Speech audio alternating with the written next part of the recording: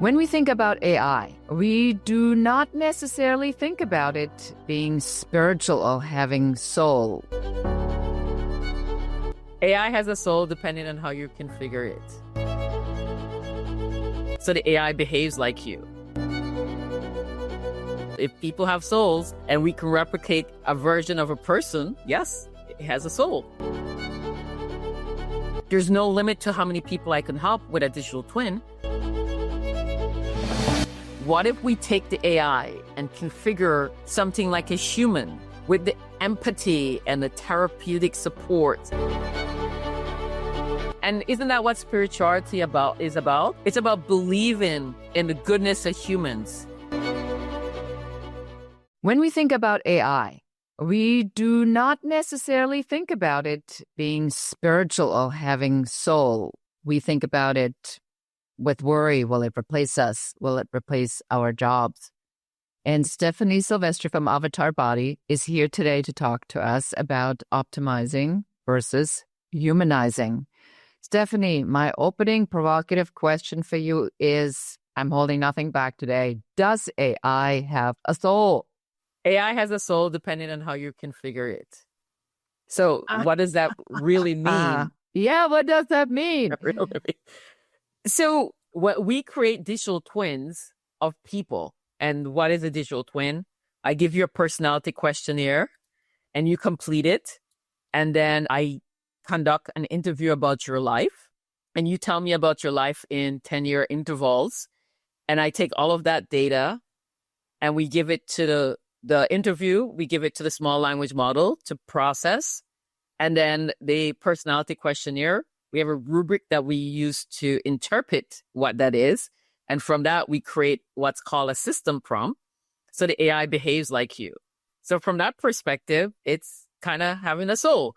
And so we've done a bunch of tests where we'll ask the same question to different digital twins. And while the core answer remains the same, the way the AI expresses itself is drastically different based on the personality of the person whose digital twin we're asking. So does it have a soul or doesn't it have a soul? I think that we've created a soul. If people have souls and we can replicate a version of a person, yes, it has a soul. Why do I even need a digital twin? I mean, I know why I need a digital twin, but why does anybody want a digital twin? So why do you need a digital twin? Because right now as humans, we're constrained by time and space. I can only be on this podcast at this space in time. But if I have a digital twin, I could be on this podcast and I could be in Belize helping some people and I could be back on my office helping my team members, and I could be in Ghana helping other people. I could be providing guidance and insight. So I have a digital twin so that I can expand my reach and my scope. There's no limit to how many people I can help with a digital twin. I am constrained by time and space. 24 hours, 7 days a week is all I can give. So I can only mentor X number of people. But if I have a digital twin that's configured like me, with my likeness, my worldview, then why can't I mentor 50 million people? That's very powerful. So will it help me then to scale? Yeah.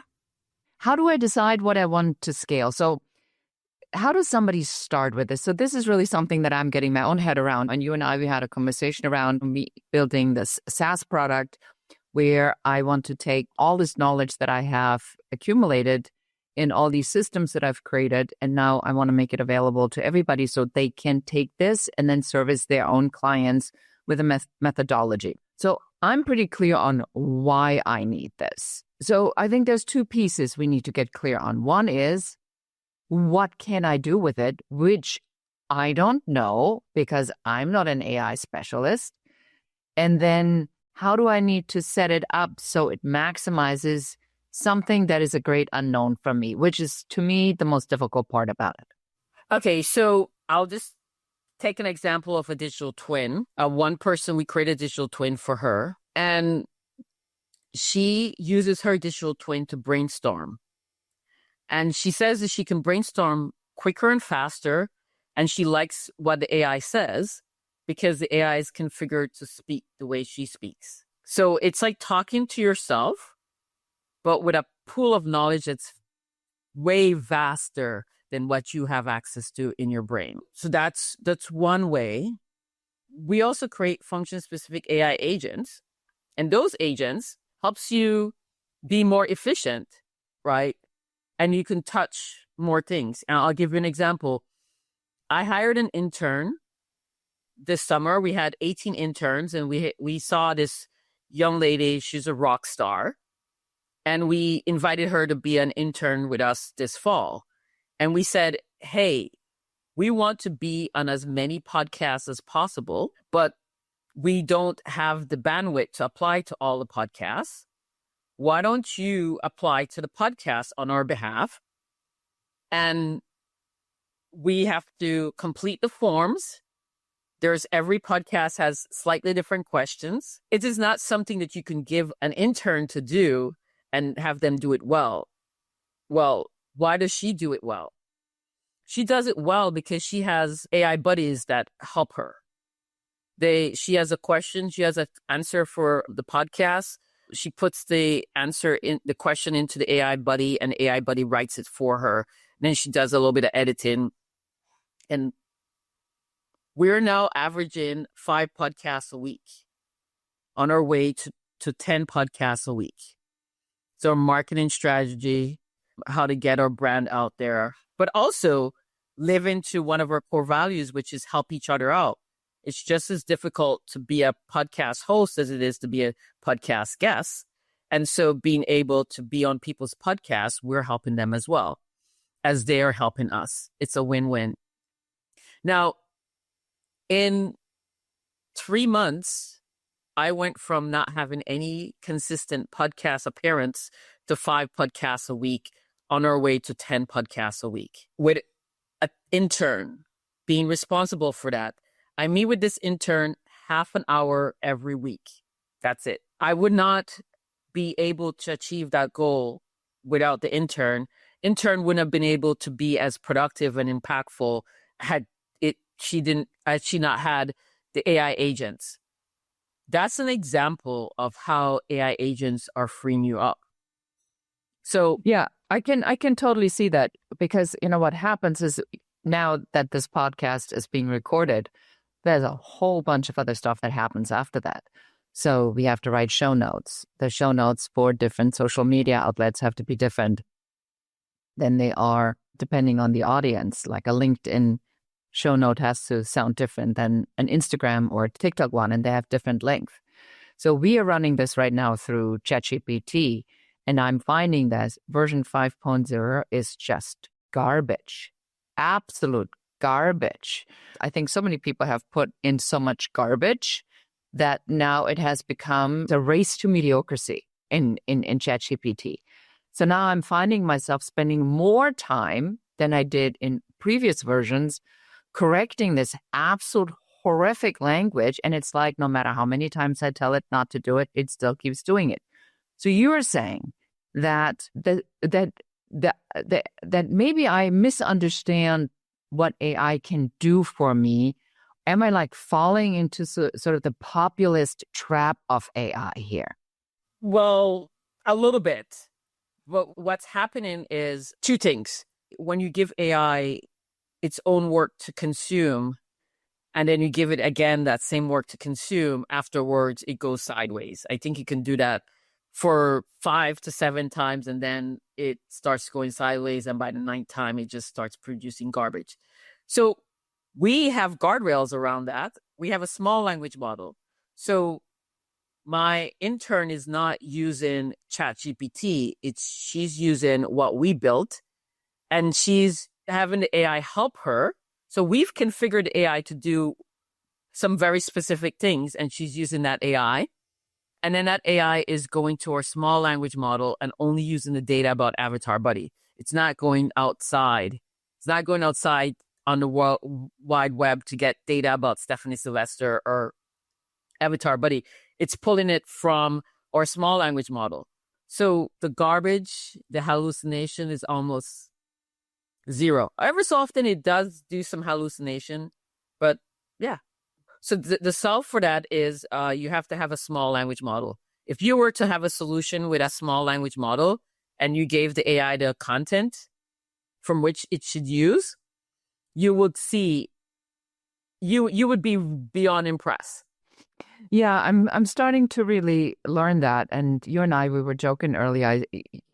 I just moderated an AI panel here in Los Angeles, and we had somebody from Microsoft and some high-powered people on that panel. And one of the things that I was talking about is like, is AI a bubble? And I'm like, no, AI is not a bubble. It's like, it's a cult. Essentially, we are living in the AI cult, and there is no bubble to burst. We're what, at 2%, 5% of what the capabilities are, or maybe we are at 0.1%. So we are in a discovery mode, I believe, of what it can do. So I want to talk now a little bit about your trigger point.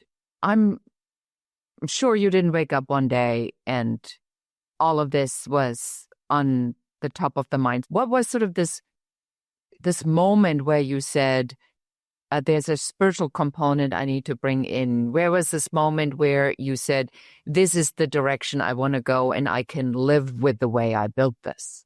I don't think it's one moment. It's an evolution over time.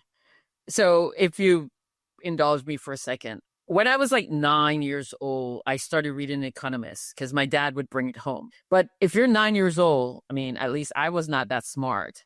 So I could only understand the job listings and the obituaries. And I wanted to be somebody that could be in the Economist obituaries. And I wanted to be able to be smart enough so that I could get a job that was advertised in The Economist, because I thought those were really cool. They just seemed like some really cool jobs. And I went to school. I got a master's in economic development and Latin American studies because I was going to go back to Belize and help develop Belize. And then that didn't happen. And I started my career as an intern at Hewlett Packard. And I was like, this computer stuff is really easy. I was like, oh my God, people say it's hard. Like, what? This is very, very easy. This is easier than doing international relations.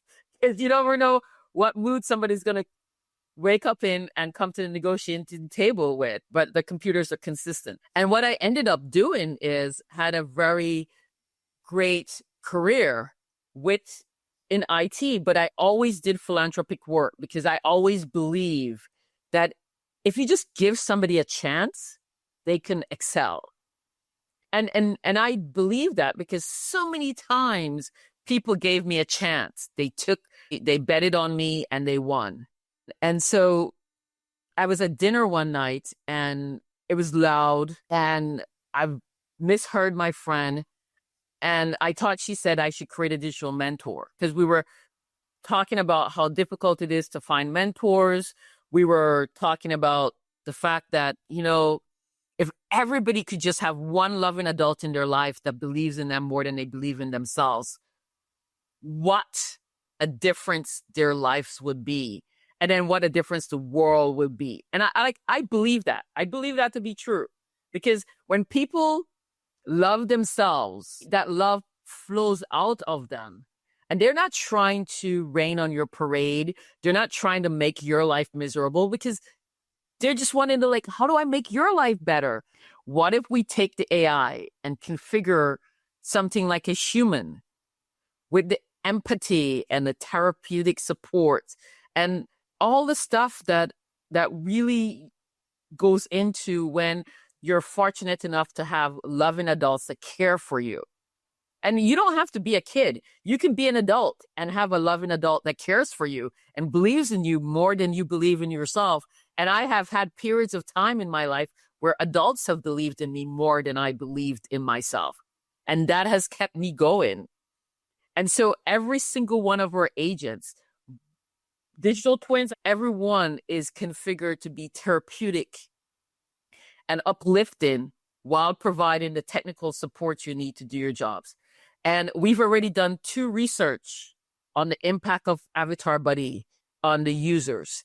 And we consistently come back with they learn more, they retain it longer, and they have higher self-esteem. And it's because if you are intentional with how you create your AI agents, they can provide you with that support and that encouragement so that your back is a little bit straighter. You're standing up a little bit taller. And when people stand up a little bit taller and their back is a little bit straighter and they go and they talk to the AI and the AI gives them something and they share it with another human and that human validates them, the beauty of what comes out of that person. And I am seeing this. I'm seeing this not like randomly. I'm seeing this consistently. I'm seeing this from people from marginalized communities. I see this from people that have great ideas, but maybe don't communicate well. I've seen it from so many different people, even me. AI has unlocked so much potential. I don't spell well. I don't write well. So whenever I had to write something, I would shy away from writing it. Opportunity loss. Or I would use 2 and 3 syllable words, which made my writing and my proposal sound pedestrian.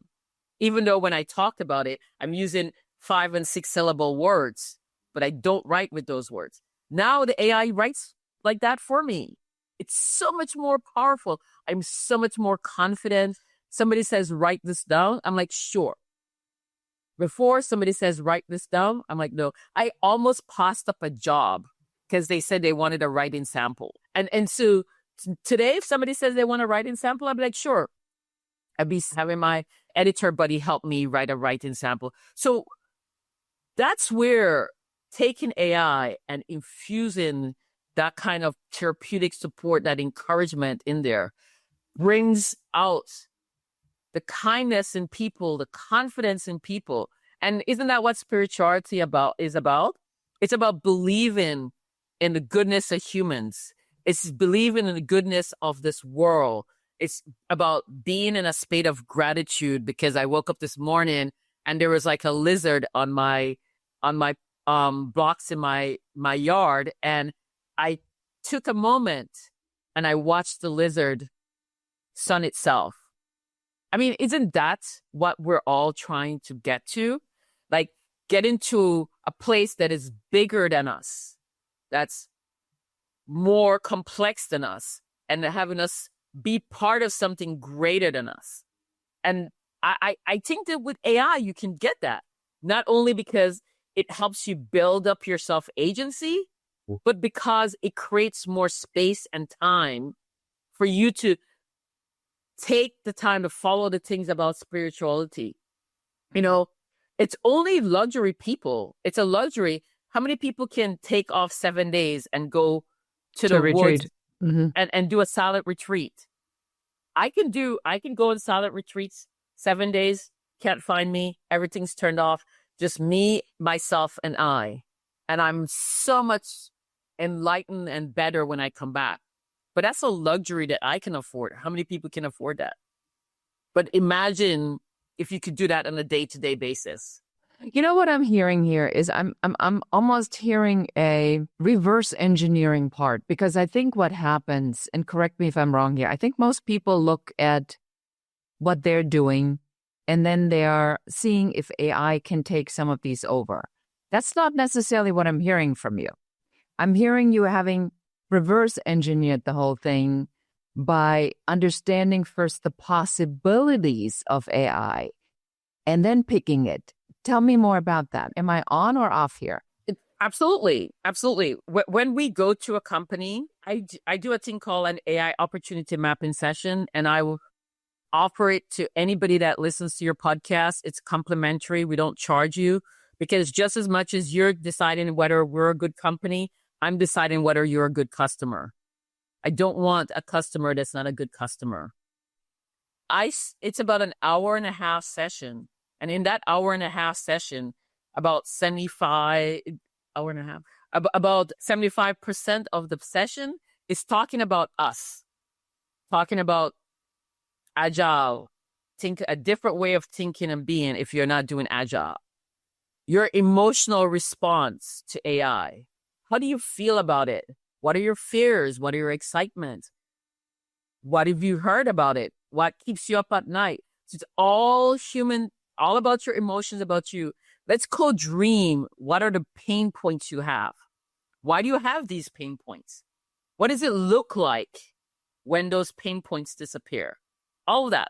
We're doing all of that before we even start talking about AI. And what we have then is we have a foundation where people are able to release their fears. And then we say, okay, you have a business process.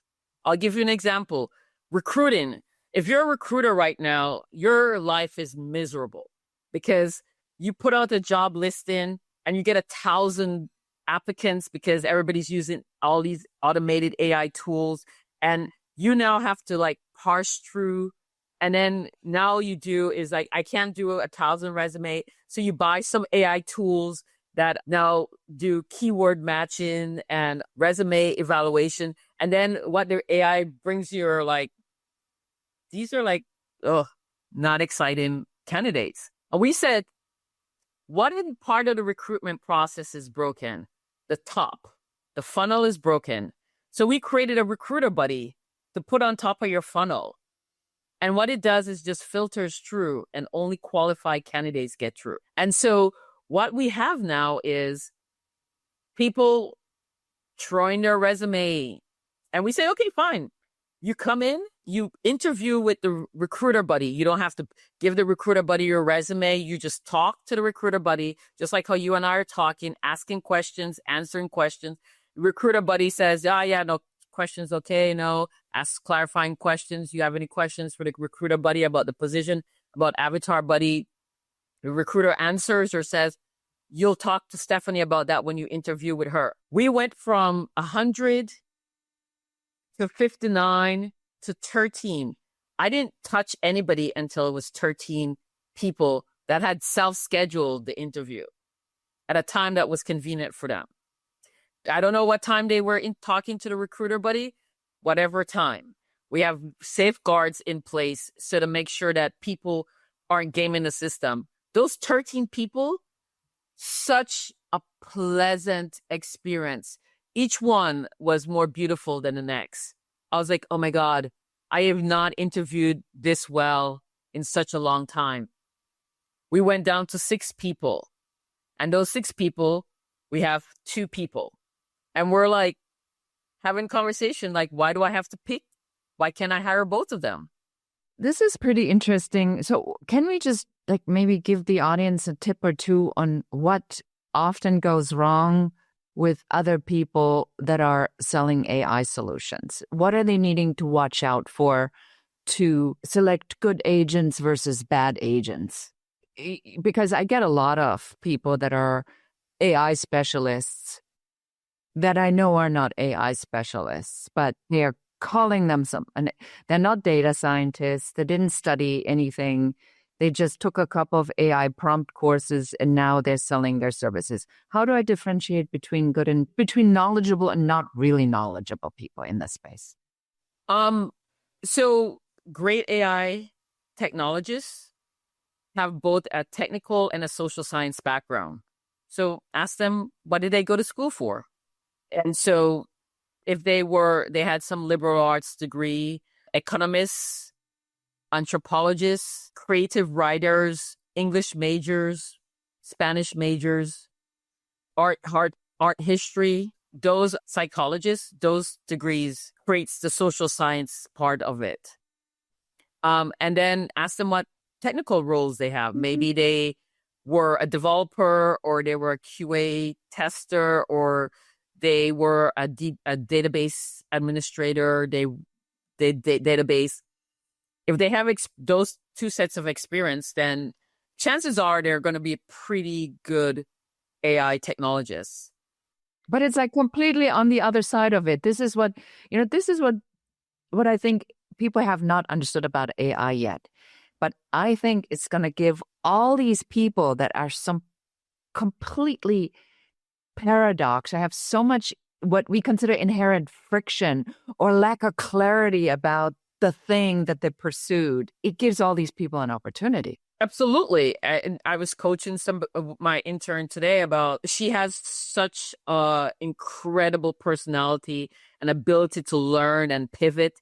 And I said, don't major in a subjects that's going to suck your soul out. Major in a subject that's going to make you brighter, because by the time you're ready to go to work full time, AI will have all the knowledge, and you will have created, if you didn't have, not in the LLMs, but the small language models are going to be, everybody's going to be having those. And so you'll have data, so you don't have to remember all of this stuff.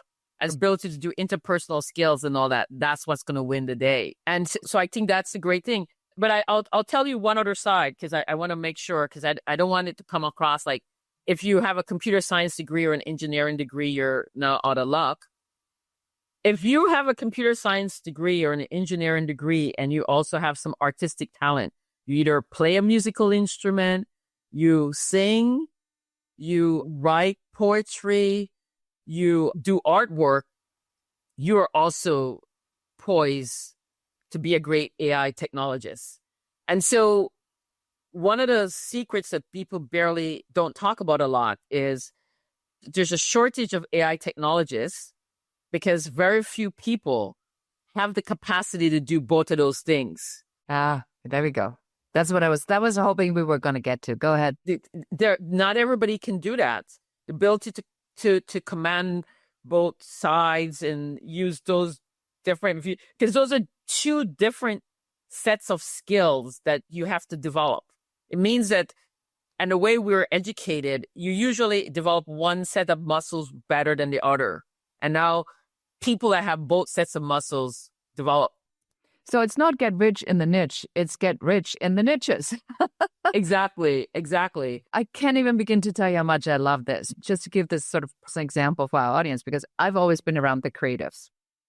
And the show is about spirituality and strategy. And they feel like them polar opposites. Well, yes, they are, because it is the law of polarity, right? So you are now saying that this law of polarity, which is a scientific and a spiritual law, is inherent in AI mastery. Exactly. And that's why I tell people AI is a social construct. It's not a piece of software. So much bigger than software. And if somebody comes to you and says they want to implement AI like they would implement software, run away, because that means they don't know what they're talking about. Yeah. They have said that people that are trying to put AI over an existing formula will fail. Yeah. So, when we have the most success with our AI? When we roll it out the way you onboard a new employee. You sit down with an existing employee and you understand how they work, and you configure the AI to work in their environment. And then they have them test it for 2 weeks. And then you roll it out to maybe some other people in their group. And then from there, you roll it out to the entire organization. Just like if you have a new employee, first, you give the new employee a buddy, and then that new employee gets more comfortable. Then you take the new employee to the team meeting, and the employee gets introduced to the team.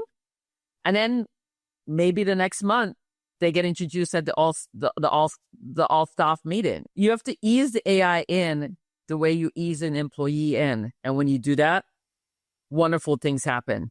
That's beautiful. I could talk to you forever. What it tells me is how many problems I'm hearing from my clients this can solve, with the consistency in the onboarding process, the frustrated owner, where the operational procedures are not being managed by people who are interpreting based on their personality type what the boss could mean. An agent could translate that into their personality type so that they'll actually hear it in words that they can understand. So I think it'll solve a lot of problems. So where should people go, Stephanie, to learn more about this and how you can help them solve a lot of these problems? You can look me up on LinkedIn, Stephanie Sylvester, Avatar Buddy. I'll pop up. AvatarBuddy.ai is our website, and you can pop up. And like I said, if you email, or you can email me, Stephanie@AvatarBuddy.ai. Say that you heard me on the podcast, and I will send you a link to do a half-an-hour consult. Complimentary. Beautiful. Thank you so much. Yes. And we'll make sure that all of this stuff is in the show notes. So I thank you so much for giving us really some I feel deeper insights, almost the psychology of AI, I want to say, because I have heard certainly the problem solving, but I have not heard the polar opposite nature that almost AI needs for the guardrails to stay aligned. And that to me is a fascinating thing. So thank you so much for being here, Stephanie. Thank you for having me. I appreciate it. And that is it for us for today. Thank you so much for listening to or watching this episode. AI is here to stay. As we said, it is not a fad. It is not a bubble. We haven't even seen what it can do yet. You are behooved to pay attention to these developments and get on this early. That's my take on it. And if you know anybody who should hear this episode, please do share this episode with one other person that needs to hear what we were saying today. And with that, I say goodbye until next time. That's it for this episode of the Business Growth Architect Show, Founders of the Future. If you're done playing small and ready to build the future on your terms, subscribe, share, and help us reach more trailblazers like you. And if you're serious about creating, growing, and scaling a business that's aligned with who you are, schedule your Uncovery session at uncoverysession.com. Lead with vision. Move with purpose. Create your future.